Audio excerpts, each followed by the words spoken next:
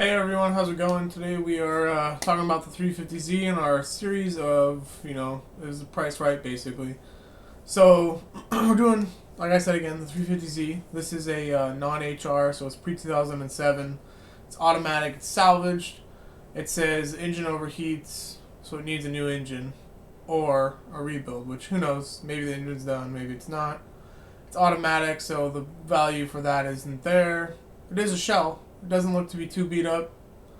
I mean, basically, we're talking about this car today because it's just a drift car at this point. I mean, there are some clean 350s and 370s especially, but the 350Z is like the best turnkey drift car with an angle kit. I mean, you bulletproof some things, oil cooler, and maybe a fan setup for the radiator, which doesn't even need to be done, honestly. Some bash bars and an angle kit. And these things are, no joke. Well, the diff. But these are proven to be, time and time again, like the best turnkey drift car for your money. So that's a $2,700 one. Kind of is what it is. It's more of a shell. These things do pop up at Pick and Pull every now and then. More so the G35 or the Ultima.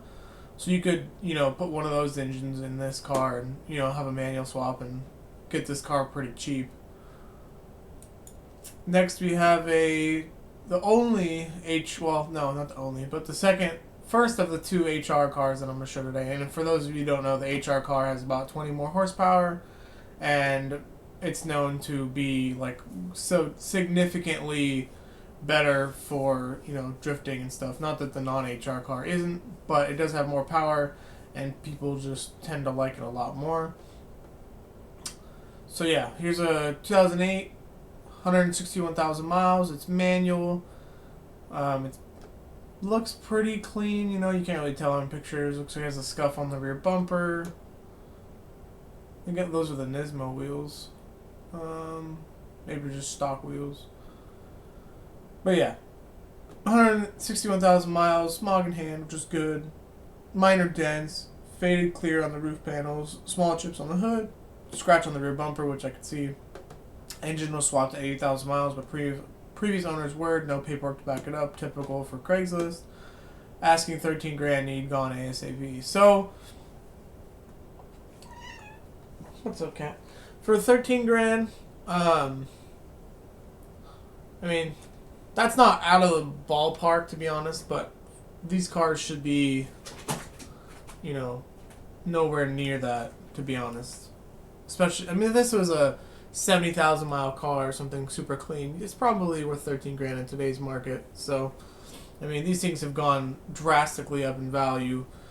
This would be a $5,000, $6,000 car, a couple of years ago. But now that people are realizing that you can drift it and all that stuff, it's, yeah, drifting has raised the value of so many things. It's crazy. Here we have a 2004. This one's manual. It's got a little lower mileage. This one looks to be the cleanest car that I'm going to look at today as far as, well, as I say that, there's a giant issue in the bottom of the quarter panel there. It's got some chipping on the mirrors. Interior on these things don't hold up very well. And most cars from the early 2000s don't. Good thing it is manual, that adds the value to this vehicle basically. It's stock, has a muffler delete. Hopefully the cats are still there and the resonator is still there, otherwise these things can sound terrible. Has some chips in the paint. Bought at 93K, so he's only put 12,000 miles on it. Send me your offers, we can talk about it. So yeah, for a non-HR car, lower mileage. I don't think this is off budget really that much for what they are going for right now. But again, this car should be, even in today's market, he'll probably get like 7 grand for it. I don't know. People are paying, mostly the younger kids are paying ridiculous prices for vehicles right now. Like, oh guys, I just bought a 350Z and my dad paid for half of it, so they paid $4,500 for their $9,000 car or something. So it's not the end of the world for them, and it is a cool car for sure, especially to slide around and 300 horsepower in a little coupe. It's not slow. Here we have an automatic Roadster, 7 grand, 160,000 miles. Not really gonna go over these cars that much. It looks like there's some Bondo issues or something on the quarter panel. The seats are thrashed. I mean, the Altima and the G35 do the same thing. It's cool to see that these have oil pressure lights from the factory. That's also super nice. One for 7 years. All services have been done. Time. Yeah, so basically, you know, for somebody trying to slide this thing or drift it or get into it, this is probably not for them. This is more of like, I don't want to say a girl's first car, but it's a first car for somebody who likes cars, but they're not like trying to drift it, I guess. And they're not really caring about the exterior that much. So yeah, here's this one for 7 grand, 04, 160,000 miles.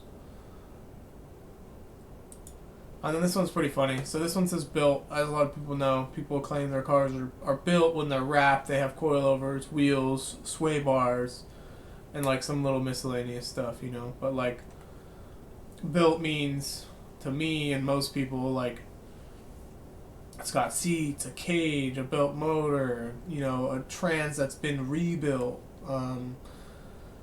trans mounts, motor mounts, maybe a supercharger kit or a turbo kit, and, you know, some nice real wheels on it, and just, you know, there's a couple different definitions of built, which I'm not trying to hate on this person for, but, you know, it's got Godspeed control arms, which they're not junk, but they, you know, they're not the best. Cusco strut brace, cool. TN coilovers, cool. Borla exhaust, that's nice. Up rev tuning. So this is an HR car. It's automatic, which sucks. He says, oh, you know, in a day it can be converted, which is a pain in the butt. It's not the end of the world, but you know, it's a couple $1,000s, and it is a lot of time to do that. It's not a one-day project for sure. I mean, there's people who can, but for somebody who's probably buying this, they're not going to do it in a day.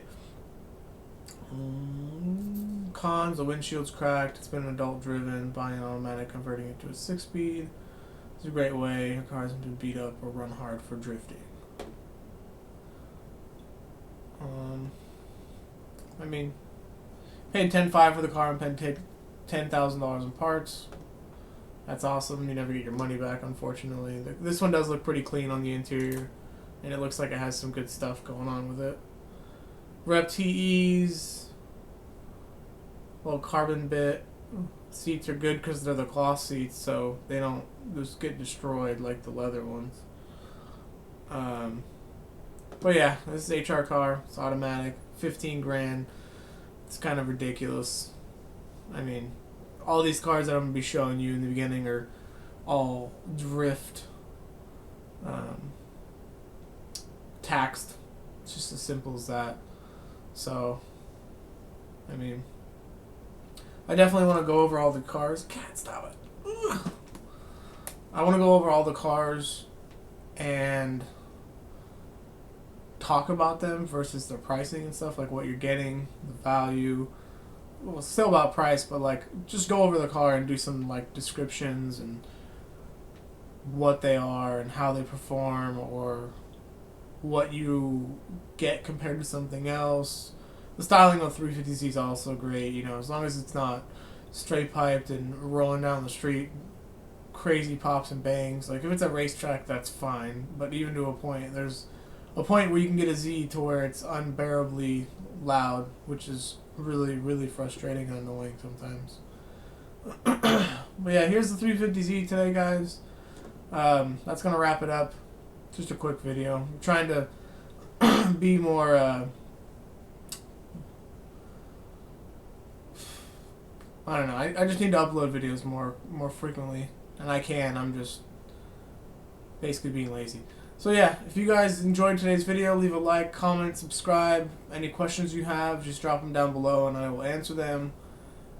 So yeah, you guys have a good rest of your day. Looking forward for the weekend. Peace out, guys.